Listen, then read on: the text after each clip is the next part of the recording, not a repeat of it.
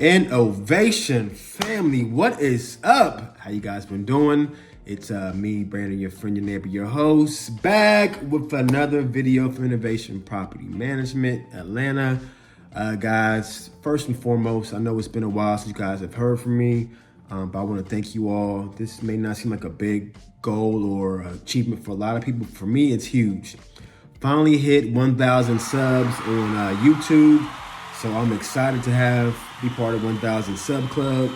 Thank you to you all. My appreciation and gratitude for you guys watching and being patient with me. I haven't posted a short-term, long-term video for over a year actually.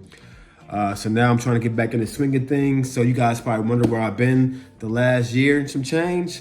I've been focusing on family. Got a wife and kids, along with some other endeavors on the other side of my professional life. So Turo is something I'm still doing as far as the rental cars, and I go over my fleet and where I'm at with that. But my son, who I got a 24-year-old son, is doing most of the day-to-day stuff for me as far as holding down the fleet. But I am back now doing videos, hopefully be more available to jump out there and jump into a lot of these topics and what's going on in the Turo game and rental car game.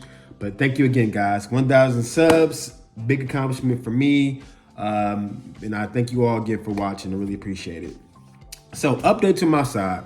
So for you guys that don't know me, my name is Brandon. I've been doing Turo rental cars for the last, we're in 2025 now. I've been speaking to you guys probably in the last year. So that was back in 24. So I started in 18, really, 17. So about 7 years I got experience doing this Turo rental car thing. So right now we are at about 8 cars actually that are active. So I cut back on my fleet when I first got started back in 18. The most cars I was doing is about, I had about 7, 8 cars back in 18, 19. And then I expanded to one point during COVID when it was really booming in the Turo world, got up to about 20, 23 cars. And now I'm down to 9, 8 cars. So again, I'm scaling back, not because I don't like doing Turo or rental cars. It's just, it's not profitable for me compared to other streams of income I got coming in as far as my 9 to 5 and also stuff I do on the side. So you can definitely be successful in the Turo game. And I'll talk about kind of some new strategies that I would deploy if I was getting started in today's market versus when I started back in 18, 17. But right now I got about 8, 9 cars. So we really scaled back from doing a lot of sports cars. We do have 2 sports cars in our fleet. We have a 2021 Ford Mustang and a 2017 Jaguar F-Type in the fleet as far as sports cars. Everything else is pretty much a 4-door sedan or a SUV.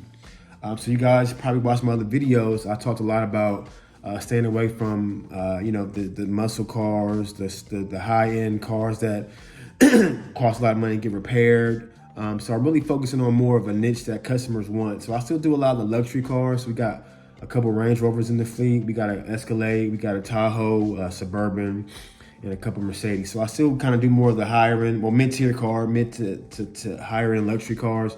But I got away from the muscle cars, the Camaros, the Dodge Challengers, the Chargers. It attracted the wrong crowd and I really didn't want to support or have to worry about claims and accidents, cars being stolen.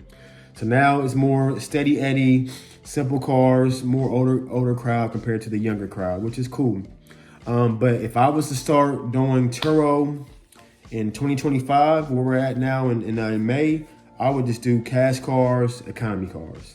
So for you guys that want to start and get your feet wet, do not focus on getting a lot of overhead as far as expenses when it comes to these auto loans. Interest rates have been crazy the last year I spoke to you guys. They're now 12, 13, 14% for good credit on a used vehicle. So stay away from auto loans if you can and do cash cars. So cars that are going to be $5,000, $6,000. Start off small and see if that, you'd like doing Turo. See if you like the day-to-day grind of Turo and dealing with customers and issues and, servicing vehicles.